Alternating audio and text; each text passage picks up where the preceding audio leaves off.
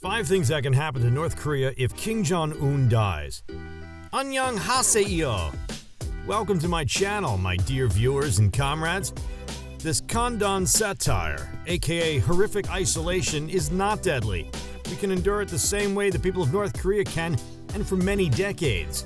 Coronavirus is old news, and we want to move forward with what other horror 2020 has in store for us. The noise around the world about the unconfirmed condition of North Korean dictator Kim Jong-un creates clamor whether his death is true or not. Yet there's no way of knowing because it's a secretive state from the outside world. Even if it's true, the administration of the Democratic People's Republic of Korea, DPRK, will surely attempt to cover it up until a solid story has been crafted and approved before it reached your favorite mainstream news channel. The same way an announcement of the death of his grandfather, 1994, and his father, 2011, was delayed days ago. If the news is not a hoax, what will happen to North Korea? Are you dreaming of unification of the country? Why not? How will it affect you and me and this beautiful virus-infested world we live in? Let me help you shed some light, and here are 5 things that could happen to North Korea if Kim Jong-un dies. Number 1. Power clash among members of Kim Jong-un's family.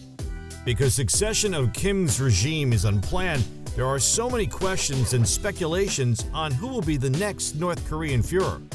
As secretive as his regime, his line of succession based on his mysterious family tree also seems unclear.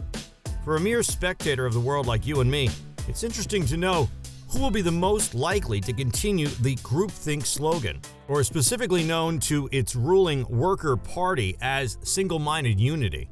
George Orwell will be so proud that his 1984 fiction novel was not only accurate, but an enduring reality. So let's try to narrow down the next successor, shall we? Kim Jong-un has 3 children, and the eldest is only 10 years old. They're out of the equation. Because of vigorous secrecy around the regime, the details of their family lineage is hard to verify. Even the gender of his youngest child is not confirmed. He also has 2 brothers and 2 sisters who might be one of his next successors. Kim Jong-nam, the eldest, was assassinated in 2017, meaning he's out of the picture. Kim Jong-chul, 38 years old, second eldest, and found unfit to rule by their own masculinity standards. You can also cross him out. Kim Yo-jong, 32 years old, and the first deputy director of the Propaganda and Agitation Department of the Workers' Party of Korea. Just got me thinking she could have a wonderful career in media advertising or social media blogging if everything else fails. Kim Sol-sung, 45 years old, half-sister, and a powerful political player in the current dynasty. If women of the family circle will even be considered to be the next masters of the game, it would be unprecedented. And we don't know if North Korea is ready to have a female leader. But I'm not saying it cannot happen, who knows? It might even hit the Netflix. The Undesignated Ruler could be a fitting title to it.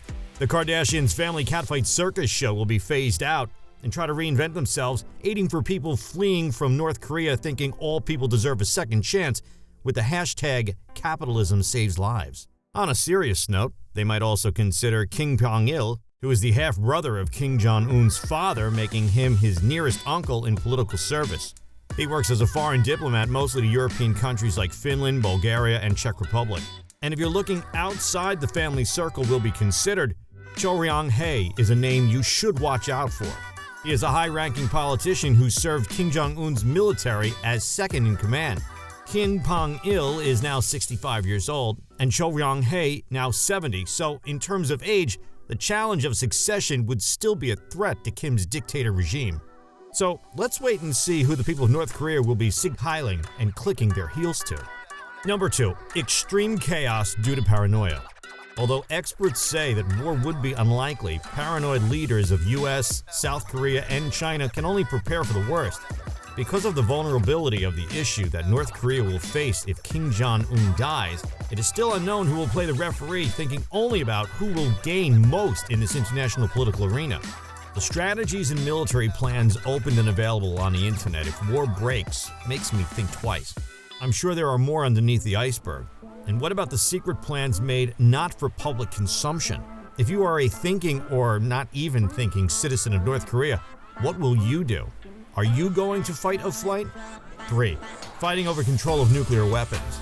In the event of death of the North Korean leader Kim Jong-un, its alliance with China would spark a cutthroat tension over US and South Korea government counter-strategy to destroy and prevent the rapid reproduction of nuclear weapons, which of course is ironic with over 4,000 nuclear weapons the US possesses.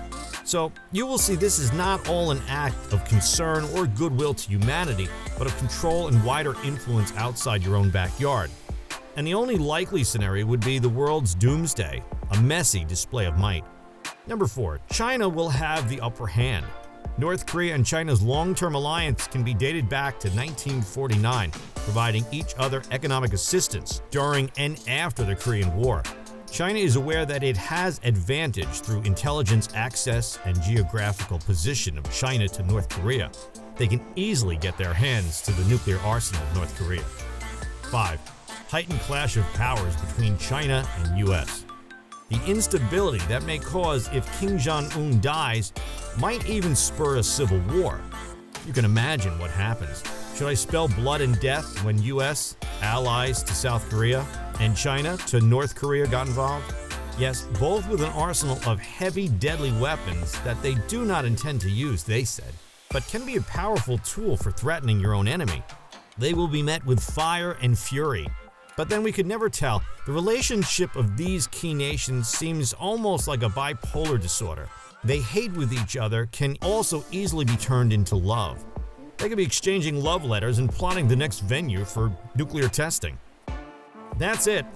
I hope you find this interesting, and if you do, please hit the subscribe button for more informative topics. Kamsahamnida. Thank you for watching.